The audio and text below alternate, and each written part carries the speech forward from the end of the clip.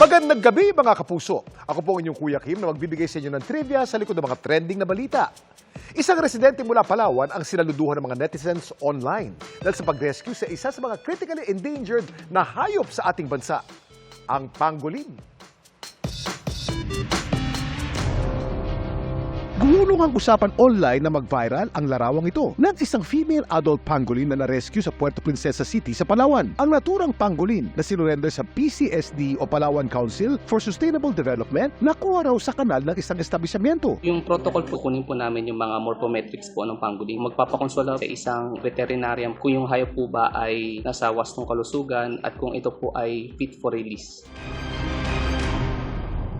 Kuya Kim, bakit gumagulong na parang bola mga pangolin? Kuya Kim, ano na? Ang pangolin ay galing sa Malay word na penggulong, nang ibig sabihin ay bumilog, rolling up o gumulong. Ang ginagawa kasi ng mga pangolin bilang defense mechanism na ibibilog nila kanilang sarili parang bola upang makaiwas sa kanilang mga predator. Tinatakin po nila yung kanilang mga appendages, mga paa, mga buntot. Para po yung mga predator is mahirapan po na makakuha po ng grip. Tinatawag din sila mga scaly anteaters dahil sa kanilang scales o kaliskis at ang paborito nilang pagkain ay mga langgam. Merong 8 species ng pangolin, 4 ang makikita sa Africa at 4 din sa Asia. Isa sa mga species nito ay makikita sa Palawan. Ito ang Manis colionesis na nakikita sa Culion, Palawan at ilang bahagi nito. Ang malungkot, ang Philippine pangolin at 2 species pa nito ay critically endangered ayon sa IUCN. Ayon din sa pag-aaral, ang Philippine pangolin at iba pang pangolin ay ang most trafficked mammal sa lahat ng species ng mammal sa buong mundo.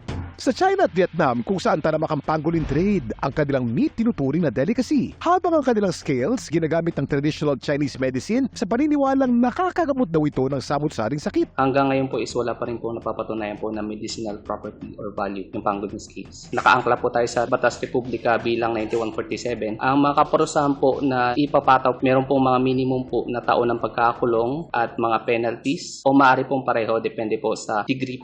Kaya hiling ng PCSD, sana dumami pa ang mga taong magkaroon ng malasakit sa mga pangolin at sa mga natatangi at kakaibang kaliskis ng hayop na ito. Alam niyo ba na ang pangolin lamang ang tanging mammal sa buong mundo na merong overlapping na mga scale o kaliskis na bumabalot sa buo nitong katawan? Katunayan, 20% ng body weight nito dahil sa matitigas nitong kaliskis. Gawa ito sa keratin, ang kaparehong protein kung saan gawa ang ating mga kuko at buhok.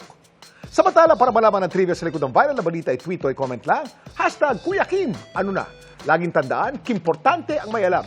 Ako po si Kuya Kim at sagot ko kayo, 24 oras. Mga kapuso, kimportante ang may alam.